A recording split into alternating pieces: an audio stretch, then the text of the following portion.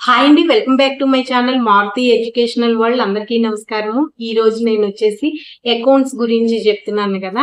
ఆ అకౌంట్స్ లోనే ఇంత ముందు క్లాస్ లో అకౌంటింగ్ కి బుక్ కీపింగ్ కి మధ్య తేడా ఏంటో చెప్పాను. ఈ రోజు అకౌంటింగ్ యొక్క ఉపయోగాలు ఏంటో చెప్తాను. అయితే టాపిక్ లోకి వెళ్ళిపోదాము. ఈ వీడియో అనేది అకౌంట్స్ ఎవరైతే నేర్చుకోవాలనుకుంటున్నారో వాళ్ళందరికీ ఉపయోగపడుతుంది. ఇంటర్మీడియట్ వాళ్ళకి కూడా ఉపయోగపడుతుంది. అయితే ఇప్పుడు టాపిక్ లోకి వెళ్ళిపోదాం. అయితే అకౌంటింగ్ వల్ల ఉపయోగాలు ఏంటి అని అంటే, ఒక క్రమ పద్ధతిలో లెక్కలు రాసి, అంటే మనం వ్యాపారంలో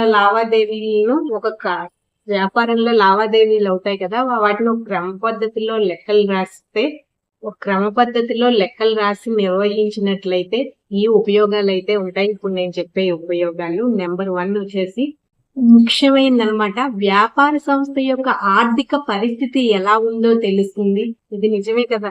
మనం వ్యాపారం ఒకవేళ చేస్తున్నాం అంటే వ్యాపారం యొక్క ఆర్థిక పరిస్థితి ఎలాగుందో తెలుస్తుంది అకౌంటింగ్ వల్లే. సంస్థ యొక్క వ్యాపార వ్యవహారాలని నికర ఫలితాన్ని, అంటే ఒక గణక సంవత్సరంలో సంస్థకు లాభం వచ్చిందో లేదో నష్టం వచ్చిందో తెలుసుకోవచ్చు.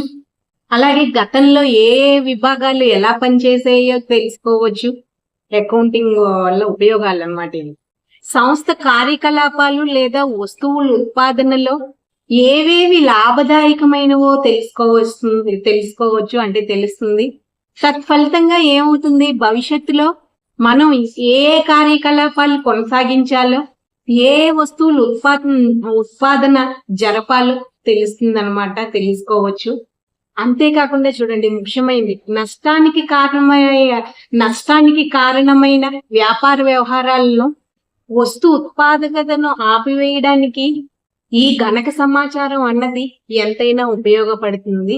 అంటే అకౌంటింగ్ అన్నది ఎంతైనా ఉపయోగపడుతుంది అనమాట. అలాగే ఒక వస్తువు ఉత్పాదక వ్యయం తగు మాత్రంగా ఉందో లేదో, అంటే తగు మాత్రంగా ఉందా లేక ఎక్కువ ఉందా కూడా తెలుసుకోవచ్చు. ఉత్పాద వ్యయం అన్నది వ్యాపార సంస్థ ప్రస్తుత నిర్వహణ విధానాలు సంస్థ లాభదాయకతపై ఎలాంటి ప్రభావాన్ని కలిగిస్తున్నాయో తెలుసుకోవడానికి కూడా వీలన్నది అవుతుంది ఈ అకౌంటింగ్ వల్ల. అలాగే ఏదైనా కొత్త విధానాలు కానీ చేపట్టినట్లయితే వాటి ప్రభావం ఆ సంస్థ యొక్క లాభార్జన శక్తిని ఏ విధంగా ప్రభావితం చేస్తుందో కూడా తెలుస్తుంది, అంటే విదితమవుతుంది. ఇంకా లాస్ట్ది, గతంలో గడించిన అనుభవం ద్వారా భవిష్యత్తులో నెరవేర్చవలసిన వ్యవహారాలను తెలుసుకోవచ్చు. ఇది అకౌంటింగ్ యొక్క ఉపయోగాలు అన్నమాట.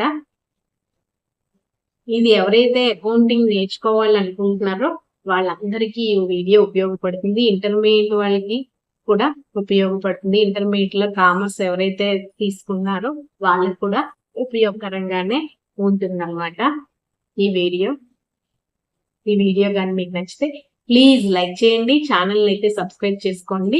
ఒకసారి ప్లేలిస్ట్ కానీ మీరు చెక్ చేసినట్లయితే బీఈడి రిలేటెడ్ సబ్జెక్ట్స్ కూడా ఉంటాయి. ఆ సబ్జెక్ట్ నేమ్ తోనే ఒకసారి దాని మీద కానీ క్లిక్ చేస్తే మీకు ఇంపార్టెంట్ టాపిక్స్ అన్ని కూడా బీఈడి రిలేటెడ్ సబ్జెక్ట్ లో కనబడతాయి. Okay, thank you.